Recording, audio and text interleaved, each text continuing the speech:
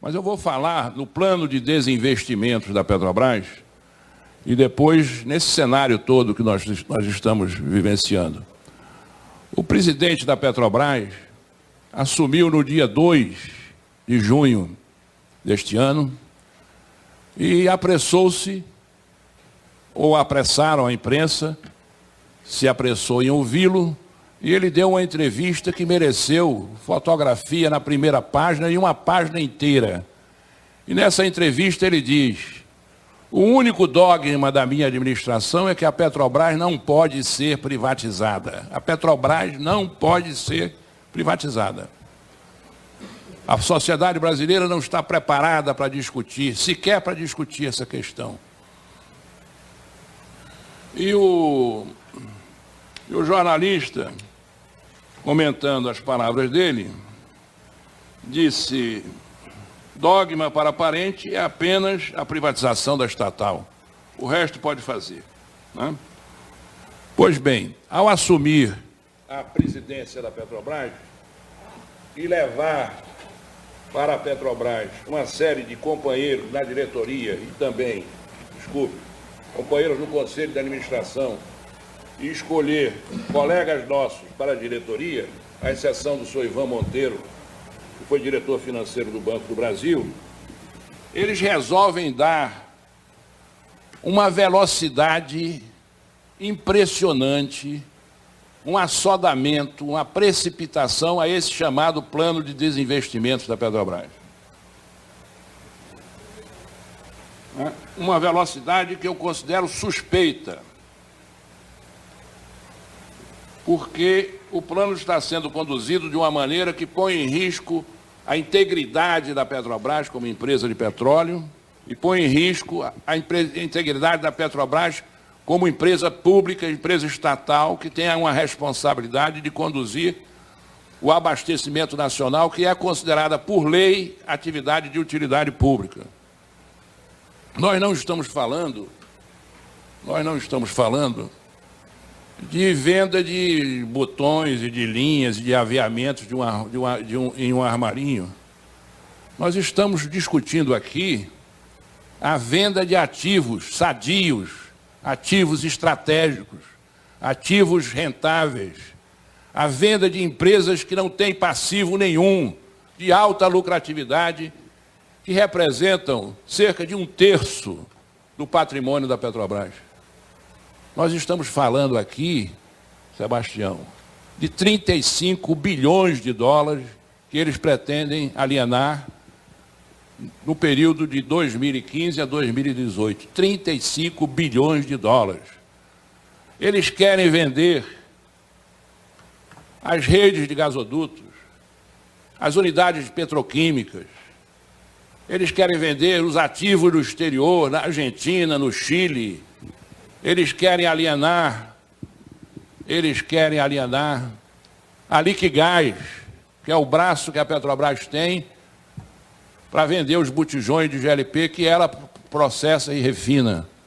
Eles querem alienar a Petrobras Distribuidora, o controle acionário da Petrobras Distribuidora, que é a maior distribuidora de derivados de petróleo deste país.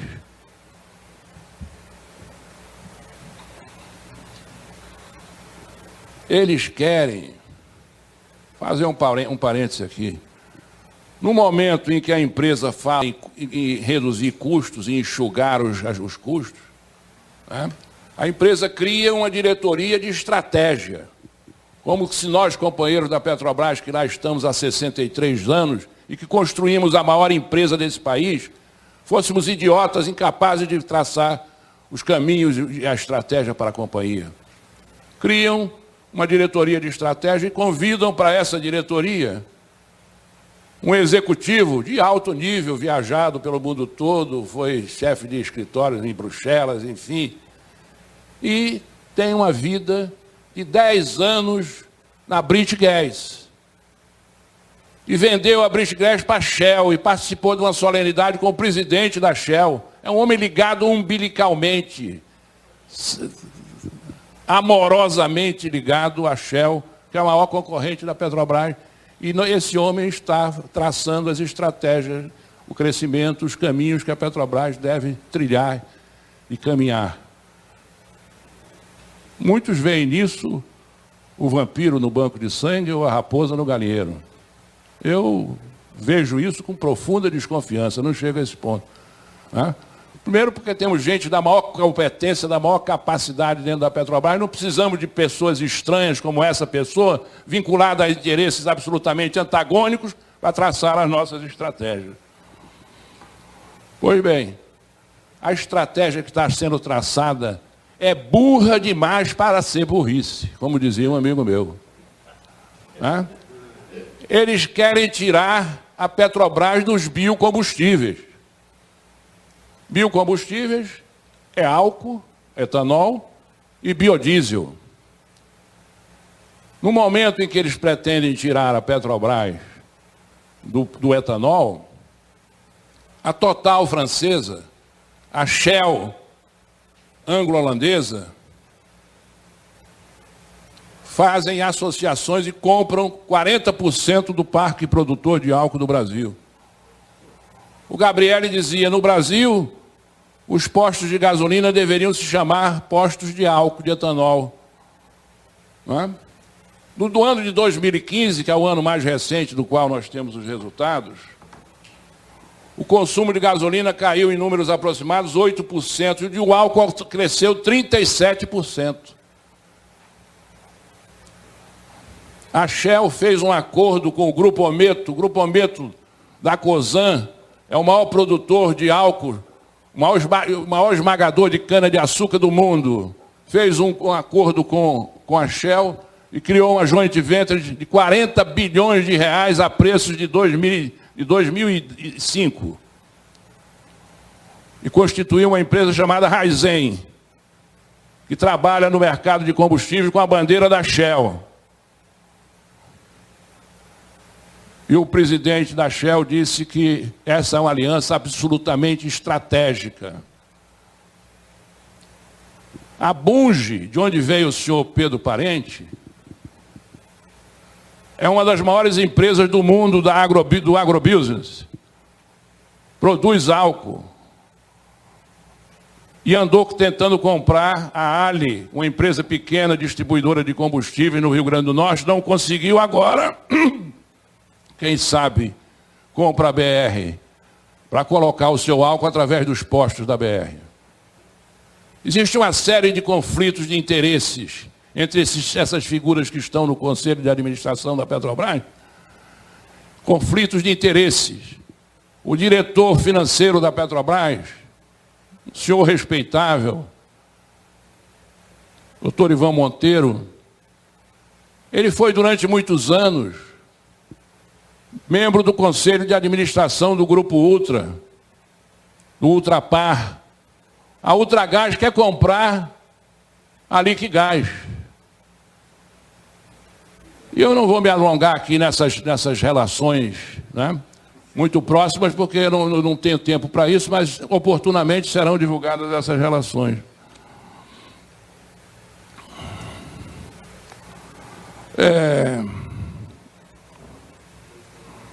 BR Distribuidora, etanol, já falei. O biodiesel, começou a adição de biodiesel no diesel mineral, porque há benefícios ecológicos. Começou com 2%, passou para 5%, passou para 7%. E dentro de até 2020 serão 10% de biodiesel no diesel. A legislação favorece o crescimento extraordinário do mercado de biodiesel no Brasil e eles querem tirar a Petrobras do biodiesel. Estão fechando, anunciaram o fechamento da unidade produtora de biodiesel da Petrobras em Quixadá, no Ceará. Esse projeto é um projeto que tem também aspectos sociais. Ele está ligado ao Programa Nacional da Agricultura Familiar. A Bunge, patroa do doutor Parente, até 3 ou 4 anos atrás, inaugurou uma fábrica de biodiesel em Nova Mutum, no estado de Mato Grosso. Ele era o presidente. Foi o maior investimento da Bunge naquele ano. E ele fez um discurso dizendo: nós estamos entrando no biodiesel porque o biodiesel é o combustível, um dos combustíveis do futuro, E por quê? E por isso nós estamos investindo no biodiesel, porque o biodiesel é estratégico. Para a Bunge é estratégico. Para a Petrobras é um estorvo. É prejuízo, devemos sair dessa atividade. Eventualmente pode estar dando um prejuízo, vamos ver quais são as razões do prejuízo, e vamos sanar essas razões, mas não abandonar um programa que é um programa de futuro. O petróleo é óleo e é gás natural. Todas as projeções mostram que o óleo vai cair de importância no mercado e o gás vai subir de importância, porque o gás é menos poluente do que o óleo, embora ambos sejam combustíveis fósseis. Mas os combustíveis fósseis também estão entrando em declínio, porque a sociedade deseja preservar o meio ambiente, se preserva o meio ambiente com combustíveis menos poluentes e renováveis. Por isso que o gás, embora fóssil, vai crescer e o óleo vai diminuir. E eles estão preparando para tirar a Petrobras do gás natural, porque estão vendendo, inclusive, a rede de gasodutos.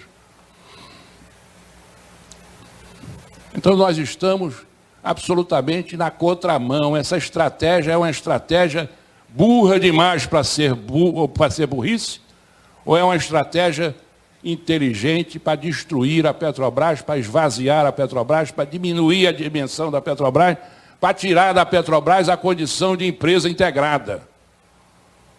O Instituto Francês de Petróleo diz o seguinte: o sucesso de uma empresa de petróleo depende fundamentalmente de dois aspectos, de muitos aspectos, mas há fundamentalmente dois: o porte da empresa de petróleo e a integração da empresa de petróleo. Por que ela tem que ser integrada? Porque petróleo é exploração, é perfuração, é produção, é transporte, é refino, é transporte de novo, é comercialização e é petroquímica. Em cada segmento desse, nós temos um nível de investimento diferenciado e um nível de risco também diferenciado.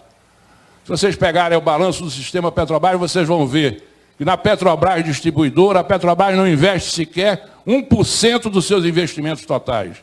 Investe muito pouco. E qual é o risco? O risco é zero. Explodir um posto de gasolina, ser assaltado na esquina. Não tem risco nenhum. E no pré-sal, o primeiro poço custou 240 milhões de dólares. De lá para cá, nós já conseguimos reduzir isso para 60 milhões de dólares. Mas o primeiro custou 240 milhões de dólares. Imaginem vocês, uma empresa de petróleo com 1 bilhão e 200 milhões de dólares de capital. É uma baita empresa. Fura 5 poços, deixa de existir. A Shell tem 267 bilhões de dólares de faturamento por ano, ela pode furar 100 poços de 240 milhões, são 24 bilhões, ela não vai à falência porque ela tem porte. E ela compensa o risco de um segmento baixo com o risco de um segmento alto, por isso que ela tem que ser integrada, e eles querem quebrar a integração da Petrobras. Amputando o braço da Petrobras, não pode... Tem mais. Eu queria que você me dissesse, quando faltar 10 minutos, eu estou bem entusiasmado e eu posso me alongar demais. Né? Bem, a Petrobras está quebrada e está falida. O nosso companheiro Zé Eduardo fez uma análise técnica, eu vou fazer uma análise com fatos, né? Que são fatos absolutamente irrespondíveis. Quebrada como se essa empresa recebeu em 2016, pela terceira vez, o maior prêmio da indústria do petróleo concedida pela Offshore Technology Conference. Quebrada como se esta empresa, nos últimos 13 anos, foi a única empresa semelhante a ela, de petróleo, que conseguiu repor nas reservas uma quantidade maior do que a quantidade de petróleo produzida. Quebrada como se essa empresa cometeu a façanha recente de lançar títulos no mercado internacional para pagamento em 100 anos. Vá ter confiança numa empresa para comprar um título para aqui da 100 anos, na casa do diabo. Né? Quebrada como esta empresa, se ela coloca 2, 3 bilhões de dólares no mercado financeiro e aparecem compradores para 15, 20 bilhões, querendo comprar uma oferta, um volume de título muito maior do que os títulos ofertados. Como é que essa empresa está quebrada?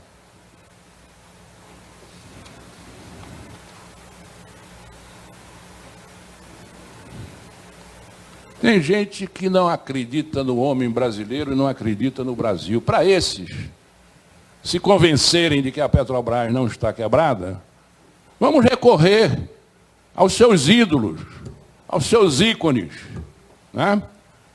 Vamos recorrer aos gerentes, aos CEOs da Statoil, da Total francesa, ou de uma que esteve ontem, o presidente esteve ontem, o holandês, né, com o nosso presidente, nosso entre aspas, Michel Temer, né?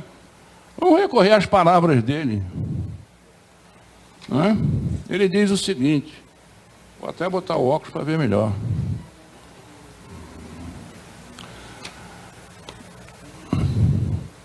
São palavras de Ben Van Beurden, presidente da Shell, presidente mundial. Queremos que essa parceria com a Petrobras seja uma parceria a mais estratégica da Shell no mundo. Nós temos muita confiança na Petrobras. Isso diz o presidente da Shell e a imprensa brasileira oligopolizada. Nós não podemos esquecer o que o Paulo Metri falou. 5 famílias nesse país controlam a informação. Desrespeitam a Constituição, porque a Constituição diz que os cidadãos brasileiros têm direito à informação correta e isenta. A Rede Globo de televisão é composta por 229 estações de televisão. 229, não há uma cidade no Brasil com mais de 400 mil habitantes ou 300 que não tenha uma repetidora ou uma geradora da Rede Globo. E são associadas da Rede Globo. O Jader Barbalho, no Pará, o Sarney, no Maranhão, o Collor, em Alagoas, o Antônio Carlos Magalhães, na Bahia, e o Sirotsky, que é uma outra família, uma das 5, na RBS de Rio Grande do Sul, que controla também a Zero Hora, que é o maior jornal do estado de Porto Alegre, e controla o Diário Catarinense, que é o maior jornal de Santa Catarina. Então dizem o que querem, fazem o que querem, e formam a cabeça da opinião pública daqueles que veem televisão e leem jornal. Porque eu converso muito com motorista de táxi, e a colocação que eu faço, e aí, doutor, companheiro, a Petrobras está quebrada? Está com dificuldade, mas então tem que vender essa porcaria ou tem que botar os ladrões na cadeia e deixar a Petrobras em paz? Vender a Petrobras nunca. Um dia desse fui levar minha mulher no São José, o motorista disse para mim, a Petrobras é patrimônio nosso. Com toda esta campanha massiva, enorme, contra a Petrobras, né?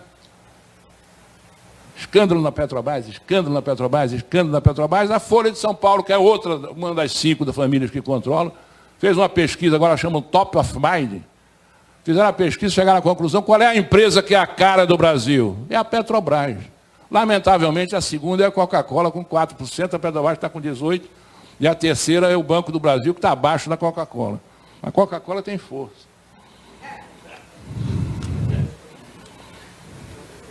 Né?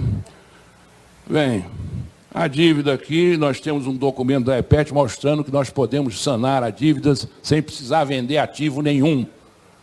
E se o senhor Pedro Parente está querendo resolver o problema da dívida, ele deve cobrar os 10 bilhões de reais que o Grupo Eletrobras deve à Petrobras. Ele deve saber que somente a variação do câmbio reduziu a dívida em 100 bilhões de reais. Porque quando houve aquela tensão para colocar a presidente para fora, o dólar foi a 4,25, a dívida estava em 500 e hoje a dívida está em menos de 400, porque só a passagem do dólar de 4,25 para 3,25 reduziu a dívida em 100 bilhões. Deve cobrar. E agora, vejam que coisa curiosa. A Petrobras comprou 5 bilhões de barris na cessão onerosa do governo federal e pagou 8,51 dólares por cada barril. Isso foi feito quando o barril estava a 80 dólares, hoje o barril está a 45. Então a Petrobras tem uma grana preta, desculpe a vulgaridade do termo, para receber do governo. A ANP, que é um antro de entreguistas, diz que a Petrobras tem 4 bilhões de dólares para receber. A Petrobras diz que tem 40 bilhões. E o governo já está admitindo que são 20 bilhões, mas diz o seguinte, só vou pagar a você se você me pagar 80 bilhões que você me deve em impostos. Nós temos que dar clareza nisso. Eu quero saber por que a Petrobras deve 80 bilhões de impostos ao governo. Isso é coisa julgada? Ou isso é um auto de infração, ou é enfim, uma multa que foi dada e que ainda não se discutiu? Deve-se pagar ou não se deve? Então, vamos forçar prejuízo na Petrobras, vamos abaixar os preços da gasolina e do diesel pela segunda vez.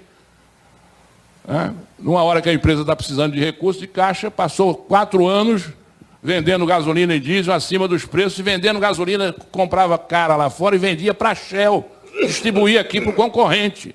Por que a Shell, por que a Ipiranga, por que as outras empresas não foram buscar lá o óleo e vender o óleo com prejuízo para atender o abastecimento nacional? Porque só a Petrobras, que não tem mais um monopólio, fez isso. Por que só fez isso? Agora, sim, só discordo de você um pouco o seguinte, você tem razão quando você diz que uma empresa estatal, tem toda a razão, não discordo desse aspecto, não.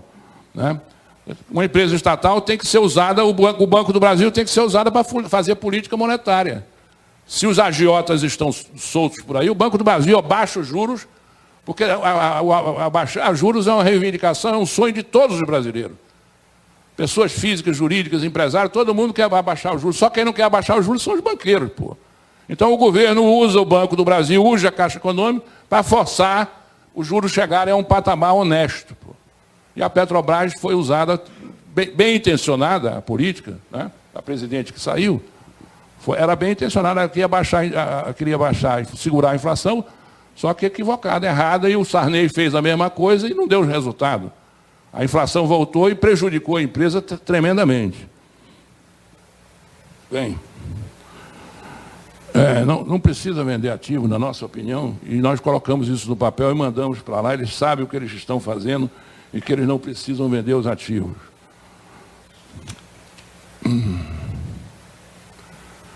Eu vou correr, porque senão não consigo cumprir. As consequências desse processo que estão impondo à Petrobras são enormes, são muitas, são nefastas, afetam o Brasil, afetam a segurança energética, afetam o meio ambiente, afetam os acionistas, afetam todo mundo. Eu vou listar aqui algumas. O esquartejamento da empresa, quebrando a sua integridade, já falei, riscos graves para a segurança energética do país, criação de monopólios privados e estrangeiros. A Brookfield vai assumir uma malha de 2.084 quilômetros de gasodutos, é um fundo de investimento canadense, criou uma empresa só para isso, um monopólio privado estrangeiro. Nós estamos da região que atende a 60% do consumo de gás do Brasil, na região mais rica e mais industrializada do país. Agravamento do processo de desnacionalização da economia brasileira. É a OPEC que vai comprar, a mexicana que vai comprar a petroquímica Suap, a Brookfield que vai comprar os gasodutos, não sei quem que vai comprar, tudo estrangeiro. Daqui a pouco o ar que nós respiramos, nós vamos ter que pagar royalties para os estrangeiros. Isso não é de discurso xenófobo de nacionalista, não. Barbosa Lima Sobrinho dizia para mim, Maranhão, o nosso nacionalismo é um nacionalismo defensivo. O de Hitler, sim, é racista, sujo, pan-germano, quer botar a Alemanha na frente de todo mundo. Não, o nosso é defensivo, nós queremos pelo menos ter um pouco de patrimônio nacional preservado. Retrocessos tecnológicos, aumento dos preços aos consumidores, entrega do mercado da Petrobras a concorrentes, prejuízos para a engenharia e para a indústria nacional, desequilíbrio no balanço de pagamento, porque vai haver aumento de remessa de lucro, desemprego em massa dos trabalhadores. Estão fechando a unidade de biodiesel de Quixadá. Quantos empregos se vão? Fraudes cambiais e tributárias. A ANP está examinando sonegação de royalties pela Chevron. E o governo inglês está examinando sonegações de royalties e pagamento de impostos no Mar do Norte. O norueguês, a mesma coisa. Maiores riscos de acidentes, como o caso que aconteceu na Chevron, na costa do Espírito Santo, e no Golfo do México, a British Petroleum, porque maximizam o lucro, descuidando-se da segurança. Perda do controle do Estado Nacional sobre a produção de um recurso não renovável estratégico, queda na arrecadação de tributos, produção predatória. Vamos acelerar a produção, porque o nosso problema é caixa, é ganhar dinheiro para os acionistas, e com isso nós vamos depredar precocemente as jazidas. Concentração do poder econômico em grupos privados com danos para a concorrência. Por exemplo, no GLP, querem tirar a Liquigás, que é a segunda no mercado, 4 empresas, a Liquigás, a Nacional, a Ultragás e a Supergasbras, controlam 92% do mercado. A venda da Liquigás vai fazer com que 3 empresas tenham 92% do mercado. Então vão atacar os revendedores, que são pequenos e médios e microempresários, às quais a Constituição manda dar tratamento preferencial. Vão destruir as empresas pequenas e vão concentrando cada vez mais o poder. Maior dependência do agronegócio. Vão tirar a Petrobras dos fertilizantes. 3 fábricas de amônia e ureia que já existem e uma que está em fase de construção vão tirar dos fertilizantes. Então nós vamos ter uma dependência do agronegócio. O agronegócio hoje é o segmento mais dinâmico, lamentavelmente, mais dinâmico da nossa economia. Não por ser dinâmico, mas por ser, nós deveríamos ser dinâmicos em segmentos de alta tecnologia. Pois bem, vão tirar os fertilizantes, nós vamos ter uma dependência ainda maior. Os plantadores de soja brasileiros, os de mamão, de banana, do diabo, né? A nossa agricultura está dominada pelo capital estrangeiro, né? A comercialização é toda feita por multinacionais, pela Bunge, pela Cargill, as sementes são da Monsanto, os defensivos agrícolas, e nós vamos entregar o que ainda resta do setor de fertilizantes, vamos entregar para grupos estrangeiros. Tem uma empresa suíça ou russa, não sei qual é a nacionalidade, estão negociando as 3 fábricas de fertilizantes com essa empresa. A Petrobras, já foi dito aqui, sociedade de economia mista, de capital aberto, é uma empresa estatal, integra a administração pública indireta e, por isso, deve atender aos princípios constitucionais do artigo 37, entre eles a moralidade, a publicidade, a legalidade e a impessoalidade.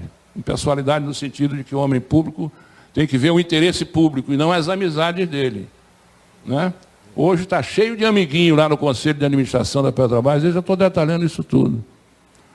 O Conselho de Administração da Petrobras é gente do mercado financeiro, tirando o professor Sergen Steffen, que é da universidade, uma grande figura, respeitada por todos, tirando o parente, que é engenheiro, né? E tirando uma colega nossa, que é engenheira eleita pelos trabalhadores, o resto é tudo auditor, não tem nada contra os contadores, mas financistas, economistas, não tem nada contra os economistas. Mas todos vinculados, né? Existe um círculo, viu, Zé Eduardo? É o banco, é o advisor que vai fazer o negócio, é a empresa da avaliação, é a empresa de auditoria, é a empresa disso, é tudo que você vê ali. Eu estou vendo o currículo de todo mundo aqui, pô, né? O nosso Pedro Parente, não sei se ele está licenciado, ele é o presidente do Conselho de Administração da BMF Bovespa, né? O nosso doutor Ivan Monteiro foi do Conselho de Administração do Grupo Ultra, que quer comprar a BR, né? Saiu de lá com elogios rasgados, saiu de lá, um mês seguinte estava na Petrobras. Será que isso não cria um conflito? Tem colegas nossos aposentados que estão no Conselho de Administração da Ultragás hoje, será que isso não cria conflito de interesse? Né? Bem, ainda tenho 10 minutos? Devia ficar de quarentena. Claro, no mínimo, né? Então, diante desse quadro, eu poderia falar horas aqui sobre isso, né? Está chegando na hora. Estamos chegando na hora. Então, eu vou dizer o seguinte, nós temos que tomar medidas urgentes e medidas jurídicas, e medidas políticas, e medidas administrativas, né? E essas medidas são muitas. Guaraci, o que pensou o Constituinte em 1988? Ele viu a ordem econômica como princípios fundamentais, né?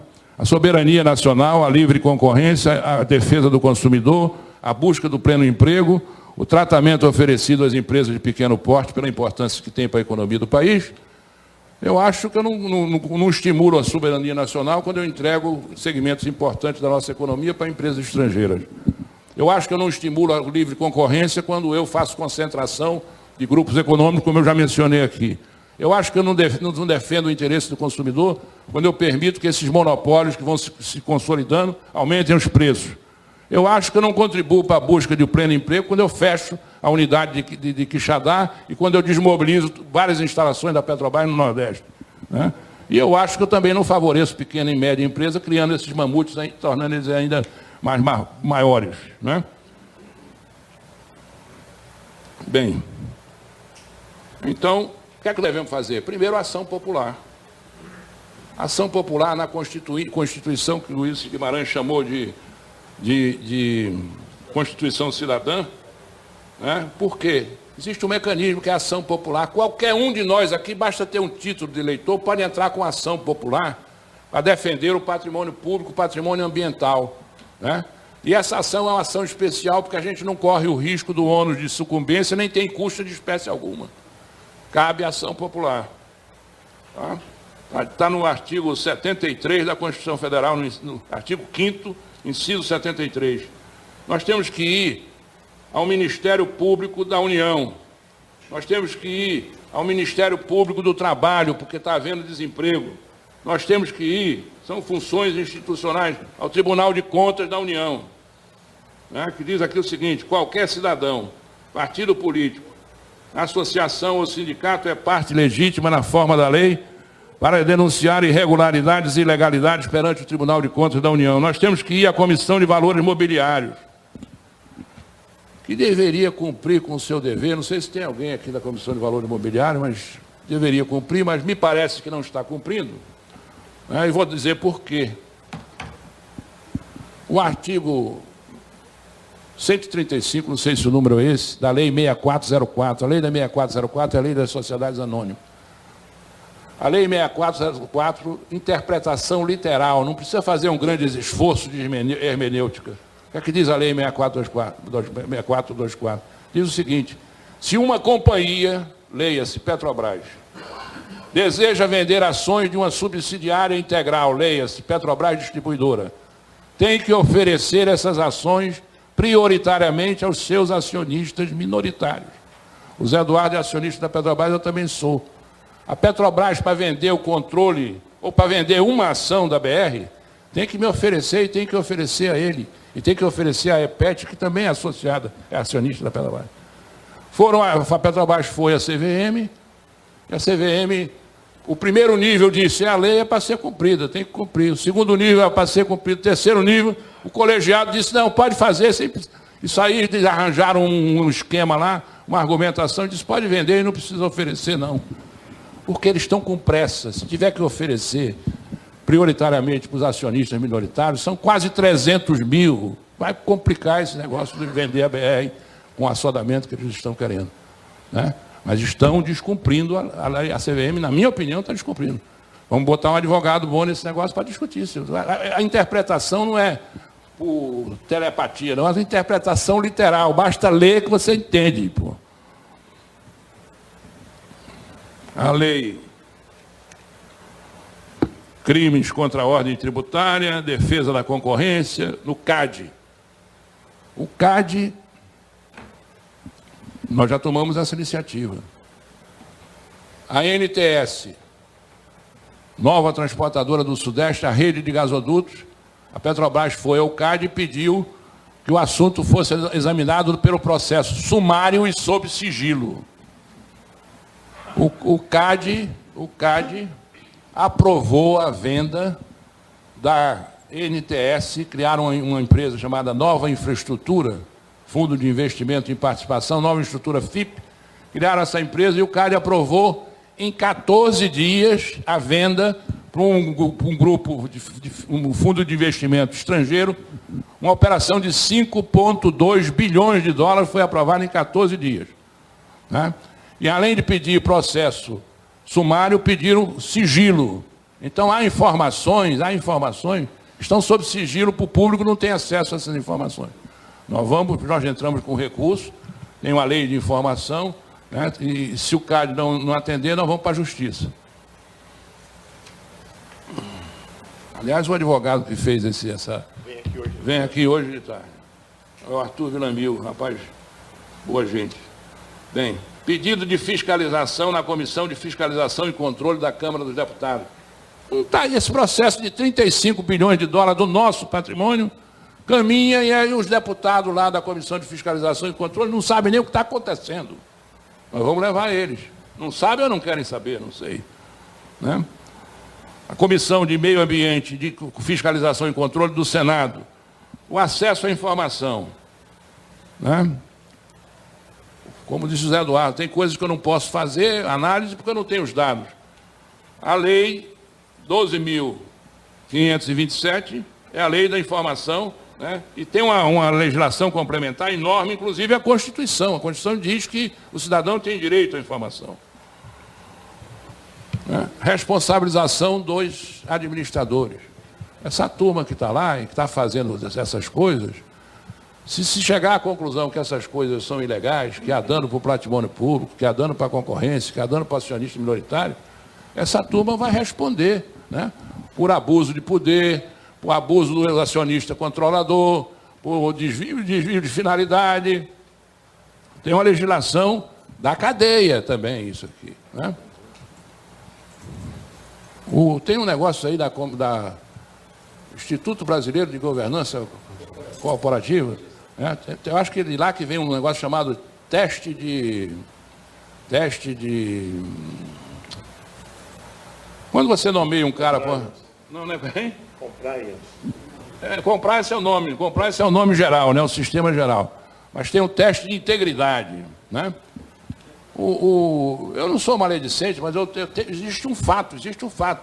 Né? Todo brasileiro é inocente até prova em contrário. Mas o doutor Pedro Parente, ele tem 2 processos contra ele. Tem um processo de improbidade administrativa. Não sou eu que estou movendo o processo, é o Ministério Público. Porque ele, quando adjunto do ministro da Fazenda, ele socorreu os bancos e consideraram que aquilo é improbidade administrativa. Ele está com esse processo no Supremo Tribunal Federal, que não anda com a rapidez com que ele anda com o plano de direito da Petrobras. Uma coisa curiosa. Né?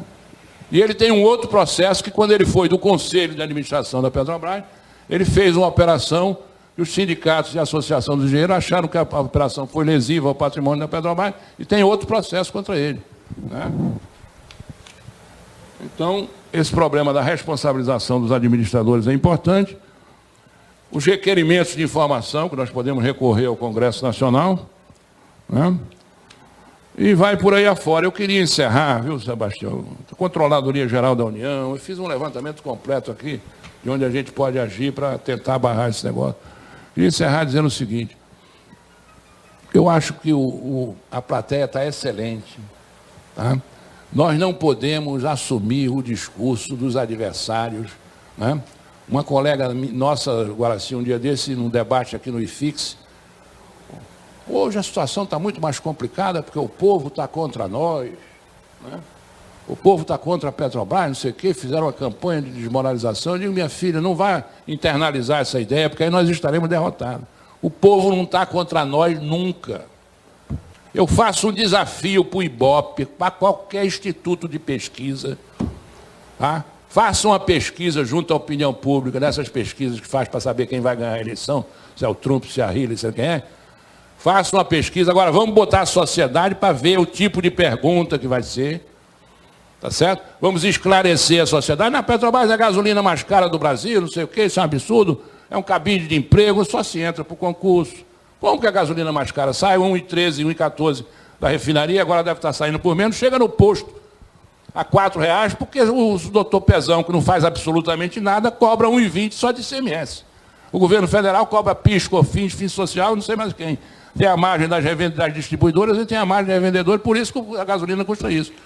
E não é a pior do mundo. O Fittipaldi disse uma vez, a gasolina da Petrobras é cara e fedorenta. Levaram ele para o SEMES, sempre, quando ele saiu de lá, pô, não é nada do que eu disse, peço desculpa. A Petrobras, o Brasil, no tempo do início do Proálcool, quando você não conseguia comprar um carro a gasolina, sobrava gasolina, nós exportávamos gasolina para os Estados Unidos, pô. Milhões de barris para os Estados Unidos, que é o mercado mais exigente do mundo. A Petrobras foi a primeira empresa no mundo a tirar o chumbo tetretila da gasolina. Né? Então, essa conversa de que o povo está contra nós, o Instituto de Pesquisa do Paraná acabou de fazer uma pesquisa, 65% não quer nem ouvir falar na privatização da Petrobras. O povo brasileiro não é bobo. Né? O povo brasileiro sabe onde é que aperta o calo e sabe por que os preços sobem, poderia saber muito mais, né, se nós tivéssemos uma mídia, uma imprensa. Né? Eu vou parar por aqui. Regulada. Hein? A mídia, a imprensa regulada. Mas se você falar em irregular, vamos dizer que você quer censurar a imprensa. Não. Olha, eu quero fazer publicamente. Eu não quero fazer porque pode até abortar o negócio no meio do caminho. Tá? Nós temos Eu quero... transmitidos ao vivo. Ah, é? Então isso é um perigo. É. Então eu vou depois quando acabar o microfone aqui, depois eu digo para vocês o que é que eu queria dizer, né? Que eu estou conseguindo uma coisa notável. No domingo eu estou conseguindo uma coisa notável, né? Depois de muita insistência, alguém vai publicar uma coisa minha. Eu parei por aqui. Ok, muito obrigado, Maranhão.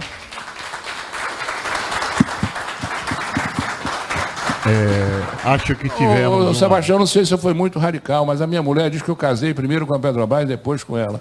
Realmente a Petrobras me emociona, pô, certo? E eu fico indignado quando eu vejo o cenário, não só a Petrobras, esse cenário que está por aí, me causa indignação, tirar os direitos dos trabalhadores, vai por aí fora.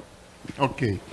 Muito bem, nós estamos com a hora adiantada, mas vamos ouvir observações e perguntas, aproveitando o nosso palestrante aqui. Mas pediria, como sempre, concisão e identificação. É bem rápido, apenas para esclarecer uma curiosidade. Meu nome é Roberto, eu sou engenheiro da Petrobras. Meu colega, embora Somos colegas, são muito orgulho para mim. Para mim também. Obrigado. Eu observei essa sua afirmação da EPET, que a EPET tem um documento que mostra que o desinvestimento é desnecessário. Lá na Petrobras, quem é da Petrobras conhece, nós temos lá um Petronet, onde saem as notícias e a gente pode fazer comentários. Eu já tive alguns comentários censurados lá na Petronet. Um deles foi relacionado exatamente a esse documento que diz que o desinvestimento é desnecessário. A minha pergunta, objetivamente, é o seguinte: houve resposta da Petrobras a este documento que diz que o desinvestimento é desnecessário? Documento da EPET. Ok. Vamos, como temos feito, ouvir mais 2 ou 3 perguntas para a resposta. Lá atrás o companheiro, identifique-se, por favor. Eu sou Pedro Castilho, engenheiro lá da IPET, aqui do Clube de Engenharia também. Eu só queria cumprimentar o colega Maranhão por essa competente, bela e valorosa explanação que muito valoriza o Clube de Engenharia e esse nosso evento aqui. Obrigado. É José Eduardo, da FBNDES, né? Eu também fiquei assim, muito interessado, Maranhão, com essa quantidade de ações que são possíveis, né? Uma ação popular e tal. Teve uma pessoa ontem aqui que questionou gastar esforço com a luta jurídica, porque nós vamos perder, na justiça a gente perderia tudo. Um colega aqui de uma central sindical de petroleiros, agora esqueci o nome dele. Mas eu acho que a gente talvez perca algumas, mas eu acho que ganha. Outra coisa é as ações, eu acho que permitem também ampliar, as pessoas compreenderem, quer dizer, o que o Sebastião comentou, a batalha perdida é aquela que você não trava, a gente tem que ir à luta e tal. E eu como cidadão também, eu gostaria quais são as possibilidades de ampliar mais pessoas participarem das ações, se tem algum mecanismo, se você está pensando nisso, para não ficar restrito também, não sei se é isso, ou a EPET, ou se é possível essa ampliação. Amigo Maranhão, em primeiro lugar, meus parabéns pela palestra, que aliás eu estendo também ao José Eduardo, que na hora que eu fui falar eu estava tão nervoso que eu esqueci mas faço elogio de público, as 2 palestras foram excelentes. Exatamente. Mas eu diria o seguinte, eu compacto um pouco com esse colega que falou ontem, tá? Porque quando a gente ouve o presidente do Senado se referir a um juiz como o juiz Eco, o que mais nos desagrada é ter que concordar com ele, né? O pior é ter que concordar com ele. Porque realmente, o que foi feito... Exatamente, eu concordar com ele, porque eu sei isso mesmo, porque você mandar a polícia especializada, mandar fazer uma varredura. Na época da Petrobras, né, em função de determinadas reuniões, eu tive que mandar fazer varredura de microfone. E se alguém ele tivesse sendo escutado pela Polícia Federal, ia ser descoberto. Mas a intenção não era essa. A intenção era preservar o sigilo do que se falar da reunião. Mas o que eu diria é o seguinte, eu acho que a nossa principal função é a nossa guerra é a da informação. Porque os próprios magistrados não estão informados. Não estão informados. Eu não estou nem falando do juiz Eco, de outros que estão vendidos, e que nós vamos, por exemplo, estamos nos arriscando a uma ação nossa chegar ao Supremo e ser julgada por Gilmar Mendes, que me perdoe, senhoras e senhoritas, por pronunciar essa palavra aqui. Mas você lembra, por exemplo, que uma certa vez, nós, entre outros, nós dois, entre outros, entramos com representação à Justiça Militar contra o presidente de então, a respeito de cessão de áreas a estrangeiros. Isso simplesmente foi bater no senhor Geraldo Brindeiro, o famoso engavetador-geral da República, e foi engavetado. Ou seja, a ação na justiça ela tem essas limitações. Agora, o que a gente pode fazer, não só para, digamos assim, como um fogo de barragem com relação a essas ações e também com relação à opinião pública, é procurar, nós não vamos competir com a Globo, óbvio, né? Mas nós podemos procurar associações, o Zé Eduardo hoje falou aqui também, por exemplo, essa nossa parceria lá com não gosto de palavra também não, com a nossa, digamos assim, cooperação com a associação lá do BNDES e com algumas associações até de servidores públicos, mesmo até de magistrados, esclarecendo o que está acontecendo e levando a eles uma opinião, uma série de informações que eles não têm. Tá? Essa era a minha sugestão. Okay. Antes de passar para o nosso Maranhão, fechar a nossa manhã de hoje tão rica. Já virou tarde?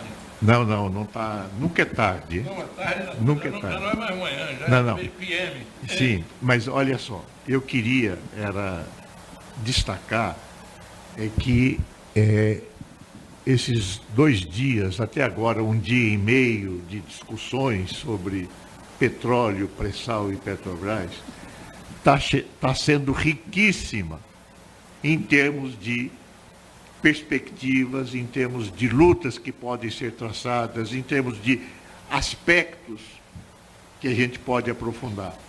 E isto, o nosso conselheiro Paulo Metri, né, acaba de constituir uma divisão técnica de petróleo e gás aqui no Clube de Engenharia. E acho que a gente deveria, Metri, aproveitar. Depois, nós vamos fazer a carta do Clube de Engenharia. Mas deveríamos, nesta carta, anunciar, né, que a divisão técnica está colhendo sugestões de ações para serem promovidas, de todo tipo, políticas, judiciais também. E isso centralizamos na DPG. É um grande desafio. É uma grande ideia. A palavra o Maranhão. Eu queria agradecer ao companheiro Castilho, que é um companheiro de muitas lutas, que permanece fiel aos ideais dele, o Guaraci, que é um querido amigo, só discordo um pouquinho, né? Quando o companheiro que ontem eu não estava aqui, em função do meu joelho, e você disse que provavelmente nós seremos derrotados, sobretudo discordo por vir de você, porque você ajudou a escrever a Constituição de 1988, né? Quando nós começamos em 1988, esse país tinha contratos de risco, que o general Geisel, com invisível contragosto, num decreto que Eusébio Rocha chamava de decreto fecinino, né? Ele autorizou a Petrobras a celebrar contratos de risco e disse: a Petrobras é minha casa. A situação era muito difícil. O Brasil importava 1 milhão de barris de petróleo por dia, consumia 40%, 50% das nossas receitas de cambiais, era para comprar petróleo, mas nós partimos para a Constituinte e nós proibimos os contratos de risco por 447 votos contra 4 e fizemos uma emenda para derrubar os contratos de risco, e essa emenda ficou conhecida como a emenda Guaraci Correia Porto, porque foi ele que redigiu, né? Então ninguém nunca ia imaginar que nós íamos enfrentar 35 empresas estrangeiras de petróleo dos contratos de risco e queríamos derrotar as empresas proibindo os contratos de risco. E foi o que nós conseguimos, Guaraci, com a sua... Então você dizer que nós não vamos conseguir, eu discordo.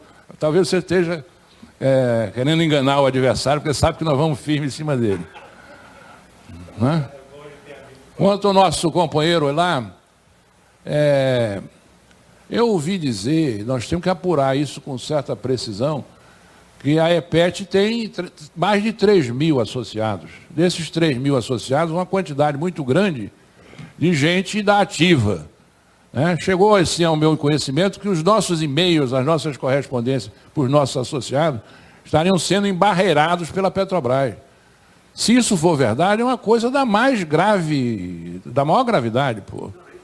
Não, mas tudo bem, mas simplesmente não teve resposta nenhuma, né? Não teve resposta nenhuma, como não teve resposta 5, 6, 10, sei lá quantas mensagens nós mandamos para aquele bandido, né? Um dos bandidos que era diretor, né? Não quero nem citar o nome dele, até porque eu conheci ele de calça curta lá em Macaé, né? Nós mandamos, não tem resposta nenhuma, quer dizer, isso é mais uma posição autoritária, cretina, né? Porque, afinal de contas, é uma entidade que tem 3 mil associados, né, profissionais, e a EPET não é a Associação dos Engenheiros da Petrobras, não. Nós mantemos esse nome por uma questão de tradição, mas ela reúne todas as categorias universitárias do sistema Petrobras. Engenheiros, geólogos, geofísicos, economistas, administradores, bibliotecários, todos. Evidentemente, pelas características da Petrobras, é uma empresa onde provavelmente 70% a 80% dos profissionais de nível universitário são engenheiros e geólogos. Tem alguns administradores e economistas também, mas majoritariamente, maciçamente, engenheiros e geólogos, né? De forma que, eu não sei se eu atendi, teve a pergunta do Roberto lá, né? Roberto? A intervenção do Guaraci e do Castilho, ambas muito suspeitas, porque são meus amigos de coração e não iriam jamais deixar de me elogiar. Então, vocês deem o devido desconto a esse elogio. Eu não sei se podemos acabar por aqui. Eu acho que... E dizer o seguinte, é hora de resistir. Né? A hora é uma hora de resistir. Resistir não só em relação à Petrobras, resistir em relação à Eletrobras, resistir em relação à pesquisa tecnológica, científica, resistir na defesa dos direitos dos trabalhadores, da engenharia brasileira, resistir contra a violência física, né, e violência também institucional. Lutar, nós temos que lutar, né, para transformar o Brasil num país melhor, mais soberano, mais independente, mais amável, enfim, nós não podemos entregar os pontos, né? Eu acho que a razão, o direito está do nosso lado, né? Não é nada de radicalismo, não é nada de xenofobia. Nós achamos que o capital estrangeiro pode dar uma contribuição válida ao povo brasileiro, ao Brasil, né? Eu não sou um homem, o mundo é muito grande, não viajei como desejo viajar, estou sentindo que não vai dar tempo, porque o mundo é muito grande, mas eu conheço 22 países, né? Entre 22 ou 23 países, e eu vejo como é que eles convivem, todo mundo tem corrupção. E posso dizer a vocês que este aqui é o melhor país do mundo, com todos os problemas que nós temos. Tá? Não tenho nenhuma dúvida, Maranhão. Eu acho Vou encerrar por aqui e agradeço.